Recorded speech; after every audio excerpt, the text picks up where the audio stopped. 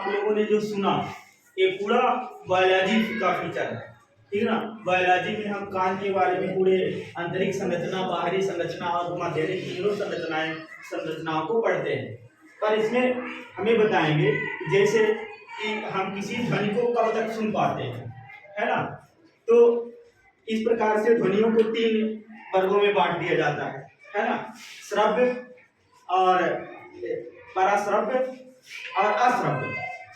कहने का मतलब अश्रव्य ध्वनियां ऐसी ध्वनियां हैं जो 20 हर्ट्ज से कम की होती है ना। 20 हर्ट्ज से कम की ध्वनियों को क्या कहा जाता है, अश्रव्य तरंग, और उनको हम सुन नहीं सकते, है ना। और ऐसी तरंगे जो 20 हर्ट्ज से 20,000 हर्ट्ज तक होती हैं उनको क्या कहा जाता है, श्रव्य तरंग।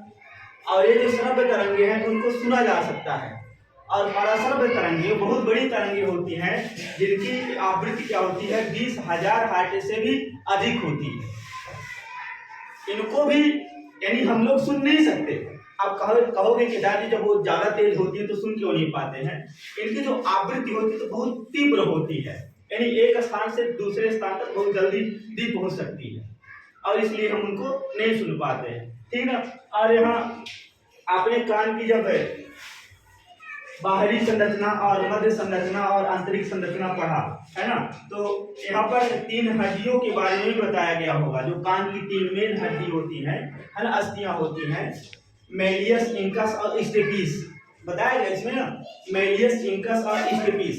देखो तो जब कान से यानी ध्वनि, वायुमंडल की ध्वनि कान के अंदर जब प्रवेश करती है, जब अंदर जब प्रवेश करेगी तो क्या होता है, उन हड्डियों के बीच में कंपन होता है। कंपन अभी आप लोगों ने सुना वाइब्रेशन होता है। तो कंपन के द्वारा ही ध्वनि उत्पन्न होती है। यहाँ जैसे बोल रहे हैं ना, तो बोलने पर क्या हो रहा है, हमारे गले में यहाँ कंपन हो रहा है। तो कंपन हो रहा है तो वहां से ध्वनि उत्पन्न हो रही है ना। तो ध्वनि उत्पन्न हो रही है तो उन ध्वनियों को एक स्थान से दूसरे स्थान तक भेजा जा रहा है। और ध्वनि एक स्थान से दूसरे स्थान तक कैसे जाती है, माध्यम के थ्रू। यदि माध्यम नहीं होगा तो ध्वनि एक स्थान से दूसरे स्थान तक भी नहीं जाएगी।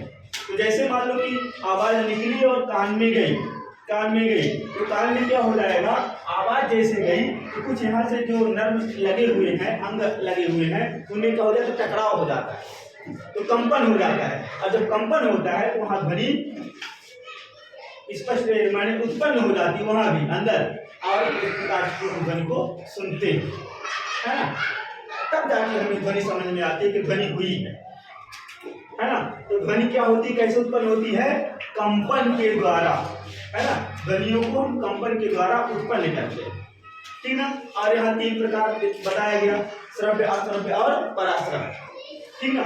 आवृत्ति जो अभी हर्ट्ज की बात हो रही थी, हर्ट्ज क्या, हर्ट्ज आवृत्ति का मात्रक है, आवृत्ति का मात्रक है।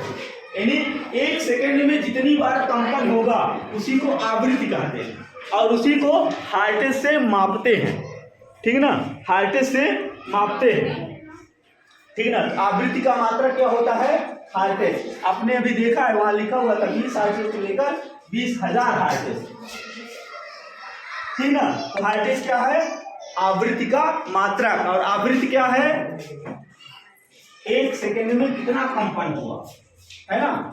1 सेकंड में कितना कंपन हुआ वो क्या होता है, हर्ट्ज, ठीक ना। हर्ट्ज से मापते हैं आवृत्ति, ठीक ना। आवृत्ति को हर्ट्ज से मापते हैं। जैसे मान लो किसी को जब करंट लगता है ना, तो करंट लगता है तो करंट 50 हर्ट्ज का होता है।